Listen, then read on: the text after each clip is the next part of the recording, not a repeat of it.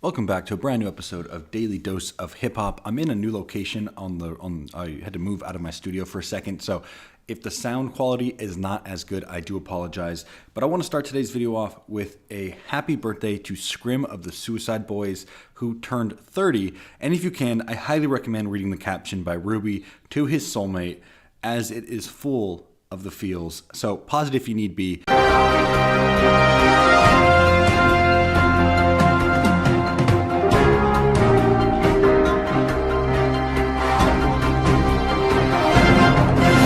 In our first story today, Trippie Redd took to Instagram stories to share his insight into the world of successful rappers and offered his 2 cents to all inspiring creators. I'm telling you, the only way you ever gonna be anything in this industry is if you make yourself sound like you trash.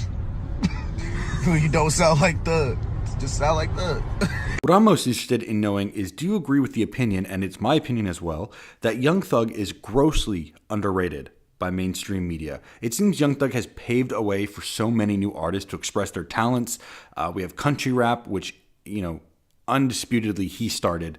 His comfort in their sexuality, their choices, and the music that we accept as a community. So that's what I think Young Thug has given to the community. But let me know in the comments below. Would love to know what you think, or if you agree or disagree. Next story here, Drake just closed out his 7-day residency at the London's O2 Arena, which they switched their name to the O3 for the rapper's lineup of shows due to the song, if you guys recall. And over the past several shows, he's brought out a slew of guests. And to close it out, he brought out J. Cole, and they announced that they will be working together on a project. Top 5, if not goddamn arguably, the best rapper to ever come in this motherfucking game, hit after hit. Wow! Watching your show tonight, my nigga, god damn. Nah, listen, I'm gonna tell you one thing about me and this guy right here. When I think of all my earliest memories when we were doing this shit, it's just for anybody, like, we don't want to get too preachy, but this is for anybody that has a dream, that has a vision, you know what I'm saying? When I think of all my earliest memories, there was always one guy that was always right there, doing the same thing as me, taking care of his people, showing love, and it's this man right here. He hasn't changed since the first day I met him. I said it tonight in prayer, I'll say it tonight in front of 20,000 people, and I swear to God, all you keep doing is getting bigger and better, and I appreciate it, and I can't wait to make some new music with you. I know we've been working, I can't wait to let these people have it. Is that it or what? What are we doing? Huh? All right, well, make some noise for my brother Cole, please, one more time. As we reported in a previous video, Lil Nas X has had an amazing run with Old Town Road, and after the song blew up, there were numerous reports claiming that he had previously ran a Nicki Minaj page, which his team has just denied. Now, New York Magazine's politics and tech blog Intelligencer linked him to a suspended Nicki Minaj stan account on Twitter at @NasMirage, which I reported. If you want to watch that, it'll be linked below. But known for creating elaborate choose-your-own adventure scenario threads and tweet decking its way to virality. But now, Lil Nas has opened up about the alleged account, calling speculation that he was behind the Nas Mirage account as a huge misunderstanding. So he denied any association with the account during the conversation, but he did admit to being internet savvy, which, to his accolades, his single Old Town Road just beat Drake's single-week streaming record of God Plan, which held it at 69 million, and Old Town Road just upped it to an outstanding 80 million streams in 1 week. So he has denied it, saying it's a misunderstanding.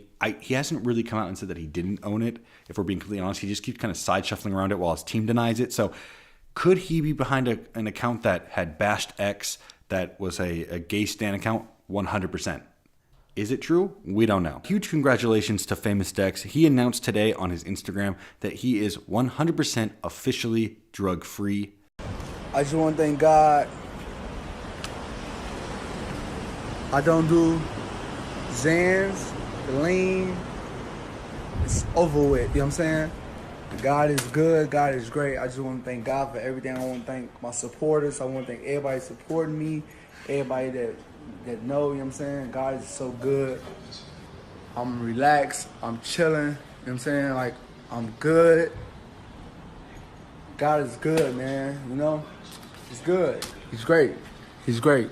He's great. You know what I'm saying? He's good, and I'm doing it for me and my children. And get right. Dexter. Huge congratulations to Famous Dex. I think that is such an outstanding, and I really do think that when rappers decide to go drug free or to quit the harder drugs in the rap game, I think their music just prospers. Their careers begin to prosper because they're in the right mind. Their music is better. I think it is such a better.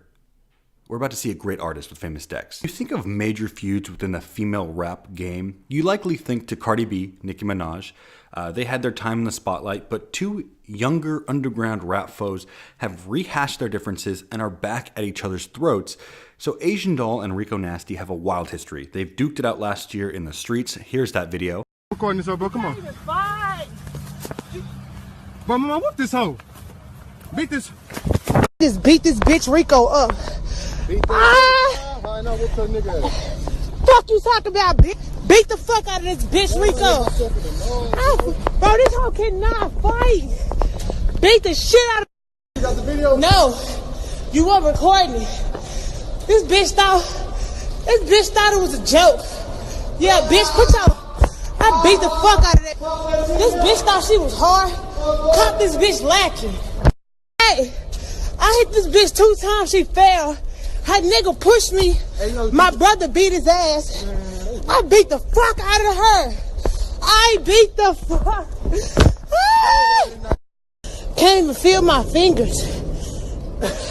Bro, what the fuck type of shit you do? I beat that hoe up. That bitch weak as fuck. And Rico Nasty had an amazing campaign for 2019. She's set to take over again. She's playing at Coachella. She's had her upcoming album is going to be fire. But Asian Doll also experienced success signing to Gucci Mane's label and working with him on multiple occasions. Their beef was recently taken to social media when Rico liked a meme about Asian Doll, causing the two to just go at it once again. I'm going to have you check out the tweets. I'm going to play them with some music in the background, so pause and read as you'd like. They're pretty funny and pretty intense. However, for me to read every single one would just take 20 minutes. So here you go. Enjoy. Pause where you need be.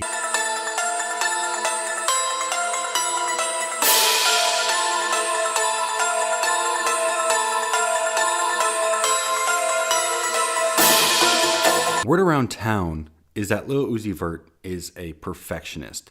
Now, one of the contributors to the highly anticipated Eternal Take album that has been pushed back countless times by now says that part of that holdup revolves around Uzi's obsessive compulsive personality, causing him to redo the project as of right now a whopping 11 times. And it's still counting. He's still making changes. So the person closest to the situation, Finesse, the manager of Lil Uzi Vert's Working on Dying collective, has said that he was the one to pass the message along to Genius, who wasted no time in branding Uzi a weird but calculated mythologist. Now, Finesse states, Uzi is one of the hardest creative people that I've ever met in my life. And that's tough. Tough because he's such a perfectionist that we've probably had 11 versions of Eternal Take. He records every day, but he's not going to put it out until he feels like everyone is to his liking. And sometimes that pace is going to be slower than what his fans like. So we get it, we understand, but equally speaking, he's working on the best music of his life. That's going to take time. Perfectly understandable. I'm a 100% OCD myself. Do you think, though, hearing this from Finesse and understanding that he's changed it 11 times, I don't know how to say this without being rude, but I feel like now we can kind of look at it and say there hasn't been as many holdups as we believe Lil Uzi Vert has been freed. It's just that he himself is not freeing himself. If that makes sense. That could not make sense, but that's, I don't know. Let me know in the comments below. I want to end today's video. 2 days ago, Nipsey Hussle was put to rest during his memorial, and the showcase, the beauty, I just want to show the beauty in the memorial. There was an unfortunate violence that occurred that I'm going to choose to omit from his drive, and I want to showcase the power of Nipsey and his legacy. Now, it seemed as if the city of Los Angeles was on pause in remembrance of Nipsey Hussle. Radio stations played his music heavily on rotation. Thousands and thousands attended his memorial service at the Staples Center and downtown, while thousands more lined the streets to watch as the rapper's casket was driven 25 miles through LA. And the celebration of his life was a peaceful one. The strangers came together to unite on behalf of this rapper who united a city and lost his life far, far too soon. Now, during his memorial, Nipsey's family took the stage, and for everybody in the crowd, they stood up, welcoming them, and his children took the stage. And this is where I want to show just some of the power of what happened in that memorial. I did not upload yesterday out of pure disrespect. I didn't want to post the news too quick. I know it's news, but so let's just quickly address some of the things that occurred. The first person to speak was Cameron Carter, that's Lauren London's son with Lil Wayne, and he spoke about how 2 days after Nipsey's death, he had a dream that Nipsey had visited him, telling him about heaven. April 2nd, I had a dream. I was in a paradise, and I was in paradise, and I was playing in the ocean water when Aramis popped up right behind me. He said, "What up, killer?" Because that's my nickname to him. I turned around and I yelled his name and I gave him a hug. Shortly, he was gone, but it was still cool, I guess. So when I told my mom about the dream, and after I told her, I was thinking about it, and I realized that Aramis told me what heaven was like. He told me it was paradise. Lauren London showcased a tattoo on her arm, so she will carry Nipsey Hussle wherever she goes. His older brother told the story of how he was able to craft a computer at the age of 12 to work on his music. And he brought these computer parts, and I'm like, man, we can't keep these in this room. He's like, nah, I'm gonna build a computer. I'm like, man, if you don't get out of here, man. He's like 12 years old. I'm like, man, a computer back then to me was like rocket scientist. So I'm like, there's no way, get this shit out of here. And he came back the next day with another piece of a computer.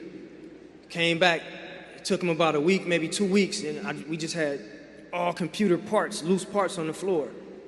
And he went to a computer auction and bought a case and bought a power supply. And I came home one day, he had the magazine that my grandfather had bought, computer magazines, and he had the computer and it was working, and he turned it on, and I could not believe this. He had built the computer and it was working.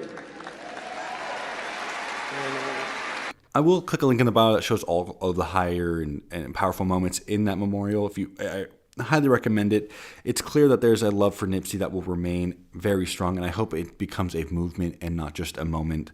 And we can only hope that those standing behind him will continue. With that, rest in peace to Nipsey Hussle. I will be back tomorrow. I have some news already starting. If you did like this video, give it a thumbs up. Peace.